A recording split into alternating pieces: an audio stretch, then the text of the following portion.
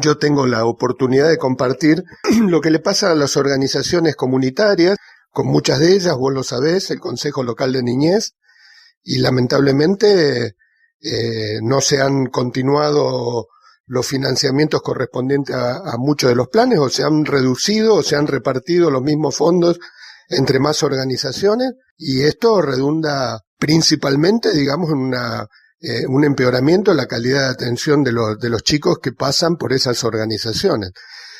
Y lo que yo voy a comentar ahora respecto del Fondo de Financiamiento Educativo, uno lo tiene que poner también en el marco de estas políticas. Hago un poquito de historia. El Fondo de Financiamiento Educativo es producto de la Ley Nacional de Financiamiento, por la que nosotros desde la organización gremial docente, la CETERA, peleamos durante varios años.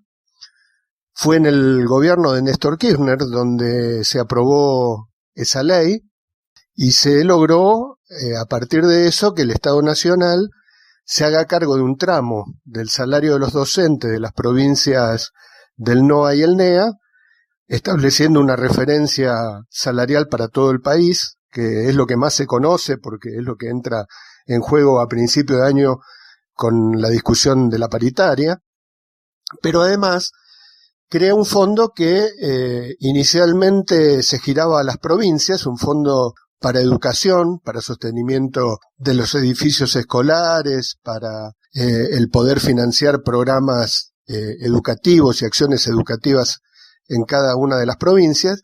Y a partir del año 2013, a través de una modificación que se hizo en la ley de presupuesto, este fondo que inicialmente iba a los gobiernos provinciales pasó a ir directamente a los municipios. Esto es lo que por ahí se desconoce. El municipio de Quilmes, como todos los municipios, recibe ese fondo y hay una reforma que también fue producto de una ley del año 2005 y que se empezó a implementar a partir del 2008. Es pública la difusión de los recursos que están presupuestados para todo el año y también la rendición semestral del uso, digamos, de esos fondos.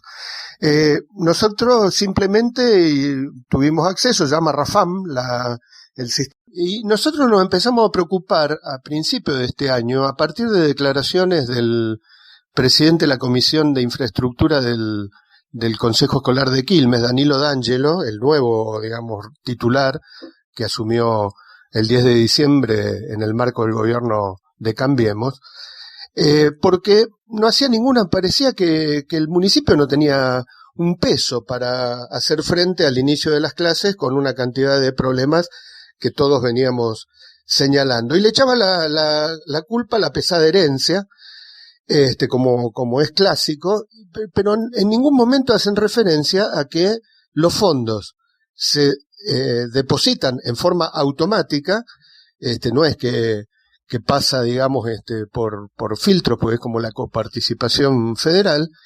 Y por el otro lado, si se habían robado todo, como decía él, esto tenía que estar en el RAFAM. Entonces a D'Angelo le veníamos planteando desde el principio de año que sí tenían plata y que no la estaban usando. Y por otro lado, nos encontramos con que el responsable, digamos, del manejo del fondo de financiamiento, que es Ariel Domene, que es el titular de la Secretaría de Educación, Cultura, Deportes y Turismo, creo que es el nombre completo, tampoco daba cuenta de esto que era su responsabilidad administrar. Entonces estuvimos esperando, el día 15 de julio se publicó la rendición de los primeros 6 meses, todas corresponden los 6 meses corresponden al nuevo gobierno, y nos encontramos, y esto para que nadie nos desmienta, digamos, hicimos una captura de pantalla de la información que aparece cargada por el propio gobierno, y nos encontramos con que para hablar solo del Fondo de Financiamiento de Educación, después puedo hablar de otras cuestiones que están por ahí vinculadas a lo primero que estábamos diciendo, Solo para hablar del fondo de financiamiento nos encontramos con que están previstos para todo el año 110 millones, alrededor de 110 millones de pesos de fondo de financiamiento educativo para el distrito de Quilmes. Y que tienen gastado a la fecha 30 de junio 18 millones. O sea, un 17% de lo que tenían o de lo que tienen disponible y previsto para todo el año. Quiere decir que pasó la mitad del año y no se usó la mitad del dinero. Es más, si uno tiene un poco más de criterio y denuncia que las cosas estaban muy mal y que hay una pesada herencia, tendría que haber hecho lo necesario para que la mayor inversión se haga al inicio del ciclo lectivo, porque ahora nos encontramos, porque si se gastaron nada más que el 17%, nos queda el 83%. ¿Cómo lo van a ejecutar todo junto a fin de año? Esto realmente es muy alarmante. Me parece que hay que ponerlo muy clarito, digamos, la comunidad tiene que saber. Porque después se compran, digamos, todas las muletillas que aparecen por todos lados. Entonces vamos a una escuela que tiene los baños desbordados, o le falta instalación para subir al agua a los tanques y nos dicen plata no hay. Y resulta que la plata está y están sentados arriba de la caja. Ya estamos previendo una entrevista con Ariel Domene, que es el responsable del área de Educación, Cultura y Deportes, porque tiene que quedar muy claro, porque esto no es, como te decía, algo que es opinable, son números duros. Nosotros obviamente hacemos la interpretación política del caso, porque nos parece que 17% es muy poco porcentaje, digamos, de lo que disponen. Tienen que tomar la decisión política de hacerse cargo de todas las necesidades, y también queremos discutir la utilización de ese fondo, que hasta ahora lo manejan en forma discrecional, para que se prioricen otras cuestiones que no solamente, como te decía, tienen que ver con la infraestructura escolar, porque el Fondo de Educación es más amplio en cuanto al concepto. Ahora, que no lo han gastado es propio de la información que el propio gobierno difunde.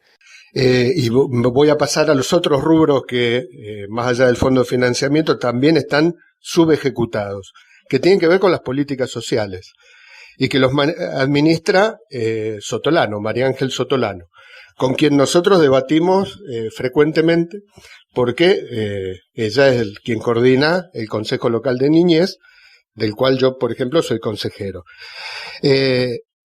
Están parados en Hacienda los proyectos que Sotolano aprobó para que se ejecuten en las organizaciones que trabajan con la niñez en Quilmes. Esto confirma, digamos, lo que vos estás diciendo. No lo dijo Domene, pero sí lo dijo Sotolano, nos consta, porque lo planteó en la última reunión de Consejo Local que hicimos en el SIC de La Paz, de IAPI. Por lo tanto, me parece que es evidente que es una política, y no es una política de autor del municipio de Quilmes, porque esto mismo lo vienen denunciando nuestros compañeros de la UTE, la Unión de Trabajadores de la Educación de la Ciudad de Buenos Aires, que están en CETERA junto con nosotros, a lo largo de los 8 años que gobernó el PRO, que sigue gobernando, pero digo, la práctica ha sido subejecutar las partidas que tienen que ver con políticas sociales, educativas. Si son programas nacionales o provinciales, en general se ejecutan contra rendición. Quiere decir que me van a depositar hasta un determinado monto por mes, siempre y cuando yo rinda el mes anterior. ¿Estamos? De lo contrario, la nación o la provincia se ahorran esos fondos, no se lo mandan al municipio, ¿se entiende? Por lo tanto, eso es política de ajuste, porque después, en el marco de la ley de emergencia económica que tienen, pueden disponer de esos fondos excedentes en forma discrecional para otra cosa. Y estoy hablando en ese caso de los gobiernos provincial o nacional. Estoy hablando de estos programas que son financiados por la nación u otros que son financiados por la provincia. Esta misma política la están haciendo con fondos que son propios de la municipalidad. Por lo tanto, es una política que no, por eso decía, no es una política de autor local, sino que en realidad es la política neoliberal llevada a la práctica, en este caso a nivel nacional, provincial y municipal. Quiere decir que es una sintonía que tiene, en este caso, digamos, Molina hermano del intendente, que en realidad obviamente son las indicaciones que recibe de la cabeza municipal. Ahora, esto no es que lo estoy analizando ahora porque está Martiniano Molina en el gobierno. Esto nosotros lo venimos, como es información disponible, lo venimos usando para discutir con los funcionarios hace mucho tiempo. Y me acuerdo perfectamente haberme sentado muchas veces, y no yo solo, sino con otros compañeros, con Mario Yunta, cuando era el presidente del Consejo Escolar, la disponibilidad de información es más pormenorizada todavía si uno es un funcionario, por ejemplo, a cargo de un consejo escolar. Él tenía una clave donde nos permitía, digamos, ingresar para que miráramos el detalle de todas las cuentas, digamos, pues está todo informatizado, es decir, hay un contador en el consejo escolar, hay un contador en el municipio, digamos, se carga y no es una cuestión, por eso yo digo esto de se roban todo, no es tan sencillo, digamos, hay que tener una gran ingeniería y por otra parte, tiene que haber complicidad del que tiene que controlar, porque de lo contrario es imposible que yo use la plata de una cosa para otra, digamos, a nivel del local, estoy hablando, ¿no? A nivel de un municipio o de un consejo escolar. Yo lo que veo es que es una práctica que tiene que ver con una decisión política y de lo contrario hay una gran ineficacia en la capacidad para poder satisfacer las necesidades que aparecen, porque si yo tengo la plata y la necesidad está, y soy un obstáculo para que se haga el gasto, y con eso estoy perjudicando a un montón de gente, es evidente que por lo menos soy un inservible. Inservible no por dar un calificativo peyorativo, sino porque no sirvo para eso que me fue encomendado. Por eso yo entiendo que haciendo la traslación, digamos, a la práctica que se hizo desde el gobierno de Macri, a nivel del gobierno de la ciudad de Buenos Aires, hay que decir que Alejandro Finocchiaro, que hoy es el director general de escuela de la provincia de Buenos Aires, era el vice de Bullrich en el gobierno de la ciudad de Buenos Aires hasta el año pasado. Por lo tanto, son las mismas personas. No es solamente un prejuicio que uno tiene porque aparecieron ahora y hay que darles tiempo, ¿no? Esta misma práctica la han tenido absolutamente siempre. Es una forma de achicamiento concreto del Estado. Ellos apuestan, y por eso digo que es un gobierno neoliberal, apuestan a un Estado mínimo y se encuentran con que hay una cantidad de derechos y de prácticas que se han adquirido a lo largo de unos cuantos años que no es tan fácil para ellos ahora volver atrás. Así que bueno, hay otro tema. Yo soy miembro de la CTA Provincia.